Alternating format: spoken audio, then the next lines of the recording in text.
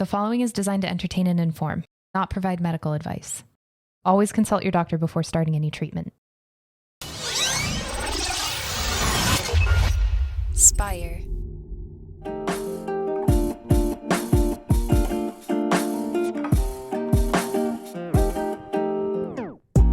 Welcome back to the Kidney Stone Diet Podcast, the show about reducing your kidney stone risk and living your best life. I'm your host and fellow student, Jeff Saris. And I'm Jill Harris, your kidney stone prevention nurse. We are in person. This is so much more fun. And Amara's in background shooting, so we're very excited. When Jeff and Amara came to shoot today, I was so excited to hear them. I couldn't wait to see them, so I was very happy we would see each other today. Well, yeah, it's so much nicer. I mean, it's just a different dynamic. It's nice to be able to talk to each other. We see each other through the computer, but it's different. Yeah, it's just never quite the same. But yeah, how have you been doing? I've been doing okay. I can't complain. That's what I'll say. Busy, because there's a lot of kidney stone formers in the world. Oh, yeah. But yeah, I'm happy. Do you want to talk about the 25th year celebration? I think we should, because that is something special. It's a big deal. 25 years of kidney stone prevention.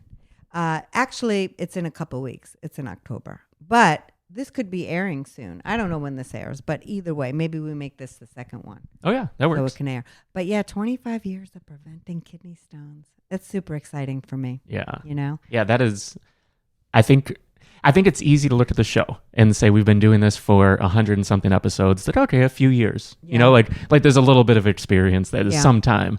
But the time has started decades ago. You've been doing this, working with people not in such a public capacity. You've been working with them one-on-one. Yeah. Where doing the kidney stone diet as this form, kidneystonediet.com, is rather new, but your experience is vast. Yeah, it's amazing because from a nursing point of view, I get to look at this and go, man, I've helped a lot of damn people. And that is, you know, when you want to go into nursing or doctoring or whatever you're doing in the world, it's like you really do go in there saying, I just want to help people.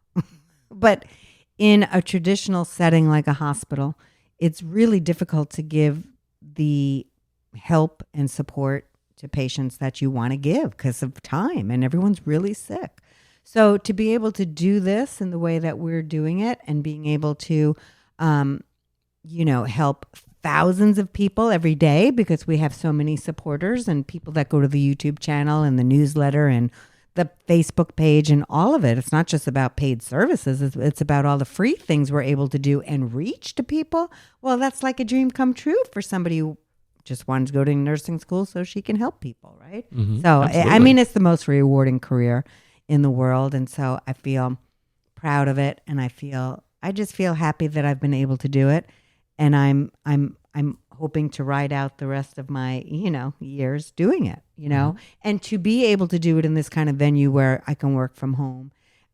You can do it for a really long time. I don't have to retire off the floor, nursing floor, at 65, right? Yeah. So, yeah, I feel like I hit the jackpot, man. That's how I feel. Yeah, and you're able to help so many people. It works at scale, like you said, because this is such a different approach than purely one-on-one in a hospital scenario. So it's amazing. And there's 2 milestones this month. Yeah. It's 25 years. Yep. And I'm turning 60, people. So that's a huge thing. And I work with a lot of women and they're like, oh, damn, girl, I'm turning 60.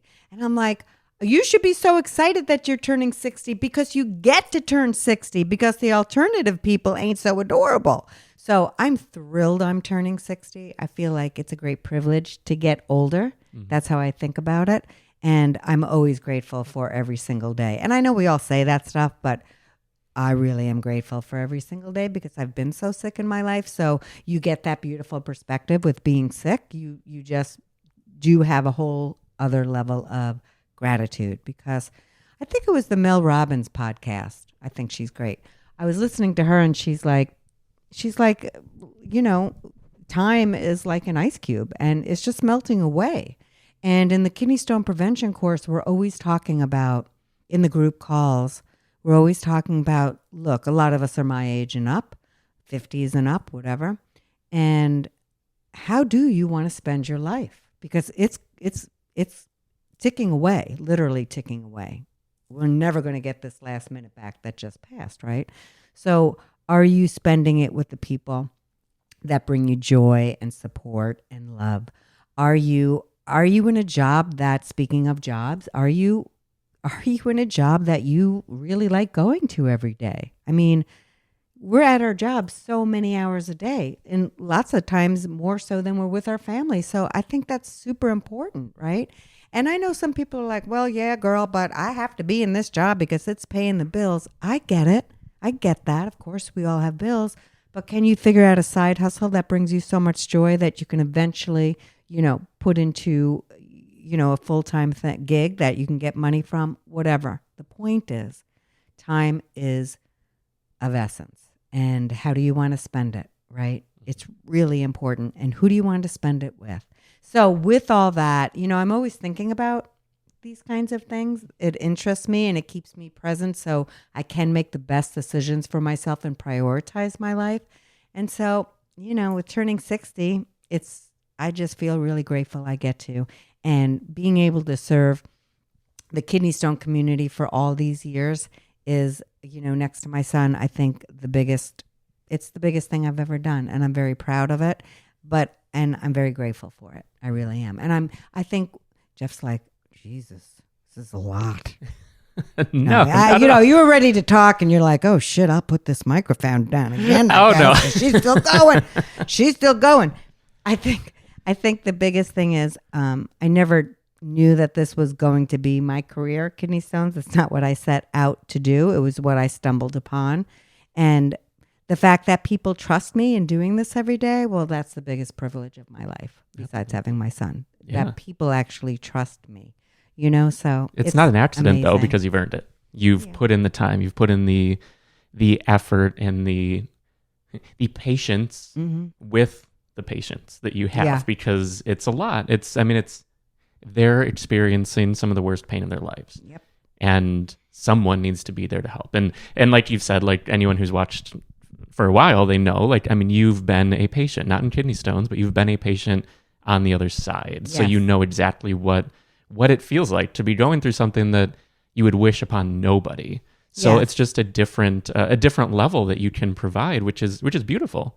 Yeah, with illness comes a lot of anxiety. I certainly have my share of it with being ill. You're always worried about, for kidney stone formers, it's like, oh shit, is the stone coming back? For cancer patients, we're always worried about what happens, is the day going to come where I'm going to have a reoccurrence? So I try to use that anxiety to keep me, again, present to how I eat, my physical fitness, all of it. And again, how I spend my days, because if I'm anxious about something coming back, I'm going to do everything I possibly can. Number one, to keep that anxiety away. And number two, the number one way to keep anxiety away is to do the things that are going to bring you, as much confidence as possible, right? Like if I'm anxious, especially for kidney stone formers or anybody that has anxiety, lots of times we're using food to cope with that. But I know if I use lots of sugar or whatever, that's not great for my physical ailments. So I'm definitely not going to do that. So I don't know. All of this stuff goes together, and it's really important not to let anxiety get to you. And in order for anxiety not to get to you, you need to do the things that is going to keep anxiety at bay. And that's a lot of work too. But people who have illness have to work on all that. These are just some of the things we talk about in the group calls with Jill and the kidney stone prevention course, and they're very important. It ain't just about food, right? Yeah, it's interesting. It's almost, in a way, a benefit of anxiety. Oh, yes. So, not that you want, again, you almost want to lean into it in the best way possible to recognize it, and how do I use this obstacle as the path? Sort absolutely. of the stoic approach, and trying to turn the negative into a positive in the ways that we can. Right. What the we obstacle is the way, right? Uh-huh. Exactly. Yeah. So, and I think, look, here's what I get really excited about. So nobody wants shit going down. Or nobody likes that. It turns us upside down and makes us crazy, anxious, all that. But when you look back on your life and you're like, I've been through so much and look at where I am now, just the fact that I'm sitting here is a miracle. So the point is, it's really amazing when more obstacles come, when you have all this great experience of getting through past ones, because you're like, oh my God, I got through that. So this thing that's coming to me right now, I'm going to get through that too. So all the obstacles that we have in our life is just a way to build strength, determination, tenacity, and confidence going forward if you're doing it right. And it's messy. It's not like I've had major falls in my life for sure, but I somehow always dig my way out. I don't know, with the grace of God and then my stubbornness, I wind up doing that. And I'm really proud of myself for, I think that's, besides being a good friend and a mother and all those things, I think that's one of the things I'm proudest about. I don't ever give up. I don't have it in me. And so it's a great quality if you're the kind of person that never gives up in the face of great adversity. It gets you through a lot of shit. Being stubborn can be a superpower, because I definitely feel the same way about just... But it can be bad too. It definitely can. And it's not... And we have to recognize it in ourselves too. Like, we know who we are, sort of how we're operating, because... For another party, it might come across differently. That you're laughing behind the camera. She's like, yeah. And I have things I can tell y'all about it too. But yeah, once you get to that, when you can use the stubbornness and be like, I am going to find my way through this. I'm going to find the other side. Like you mentioned, maybe someone's in a job they don't like and there's something else that they could be doing. Like, you've built up the skill set for decades, as we're talking about.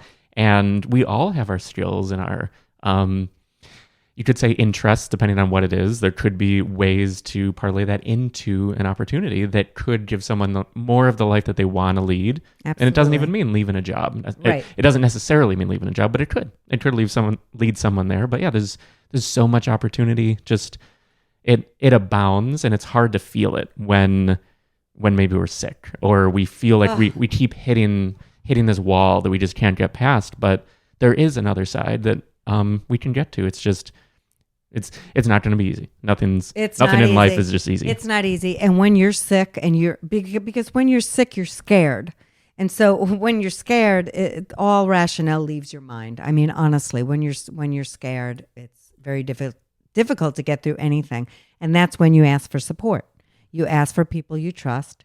You turn to people you trust, and you get the strength and support you may need to get you through that. Because fear, I mean, I've had a lot of fear with my illness, but I don't know. Sometimes I just don't know how I got through all that psychologically, because it was hard, I will say, but something always pushes me forward. I'm like, well, I think too, I was like, well, if the Lord's going to take me now, he's going to take me now. I mean, but what can I do to see if that doesn't happen, right? So get a good medical team, and I was privy to that. All that, do the treatments, do the best I can with diet, again, have a good support system, all of that. It's not easy though. And so this channel and also my courses about that, it's like, how do we get through all these hard times? And in a healthy way. Sometimes it's not possible, but we get to the healthy way as soon as we can, right? Not every day is perfect. That's for sure. Yeah, definitely. Yeah, we just do our best. We do our best to live the best life we can. We do our best with what the day has given us. That's what we do. Absolutely. Yeah. But yeah, so 25 years, that's so much experience, so many patients.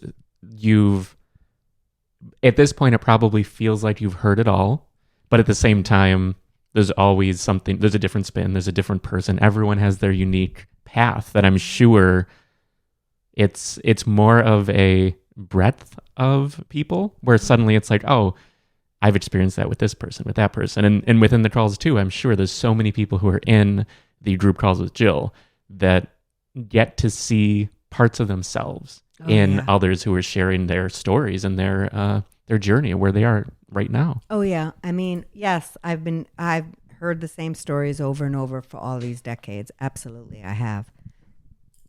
I just burped a little. It's okay. That's okay. Okay. Sometimes it happens. No smell-o-vision today. No. So I have heard the same stories, and a lot of people in my life have said, "Oh my God, how are you listening to these same stories?" Because it's always from a different person. And again, you're hearing somebody's pain. I'm not just listening to to a patient talk about a kidney stone, I'm listening to their horrible ordeal. So many of the times it was gut-wrenching pain. They thought they were dying, throwing up. A surgery went bad. They lost a kidney. I'm always listening to a heartbreaking story, and my heart always breaks.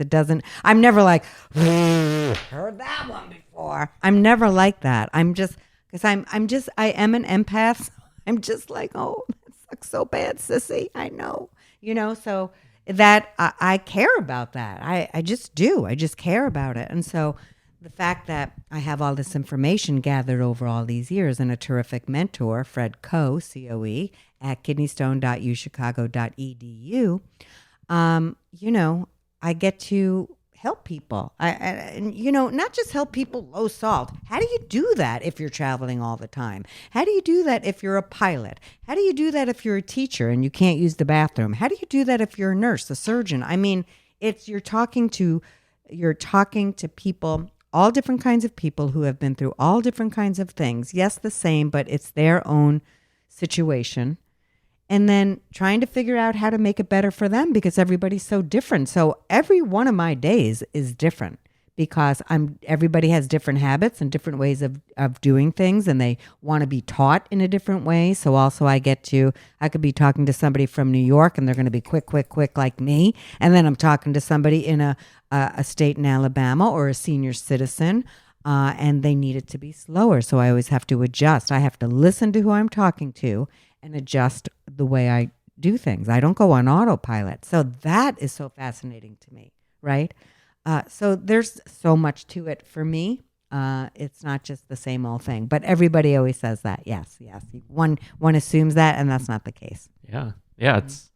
But that experience, that's what it comes down to. You have the experience and firsthand as the practitioner and also the patient. It goes a long way. Well, I think that's a good spot to actually wrap today, but congratulations on 25 years. Thank you. Birthday right around the corner. So it's a really special month. It's a big month for me, and I'm super excited about it, everybody. Yeah. Thanks, Jeff. Thanks, Amara. I appreciate it. Yeah, and thanks for having us here. This is always fun, like in person. I like it a lot. But if you want to dive deeper, actually first, if you have a question, the number is 773-789-8763. You can call in, leave a voicemail, and we'll answer it on the show. Jill will answer it on the show.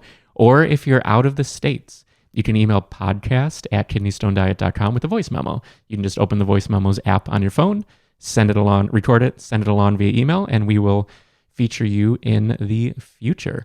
And to dive deeper and find everything Kidney Stone Diet related, you can go to kidneystonediet.com. We have the Kidney Stone Diet Prevention course, Kidney Stone Prevention course. We have the Kidney Stone Diet meal plans. We have the free weekly newsletter. We have the Kidney Stone Prevention group on Facebook. There are myriad things that are out there. And I just remembered I haven't thanked the patrons on Patreon. We do have a Patreon, patreon.com/kidneystonediet. And one of the recent people were Kimberly. So Kimberly joined Patreon. And again, there's no extra content. There's nothing. It's just for those of you who've asked how you can support the show. When many people have already bought the course, they're in the group calls, they're in meal plans, they're in the different things that are actual products. But patreon.com/kidneystonediet. And we really thank you, Kimberly, and everyone else who has supported the show so far. Kimberly, you rock. Thank you. I didn't know that, Jeff. Yeah, thank you. It's always very kind. A lot of people are always like, Jill, how can we help you guys? And so they join Patreon, give us a couple dollars a month, and there you go. So that's so kind of you. Thank you, Kimberly. And with that, we will wrap, and we'll see you next week. Bye, everybody.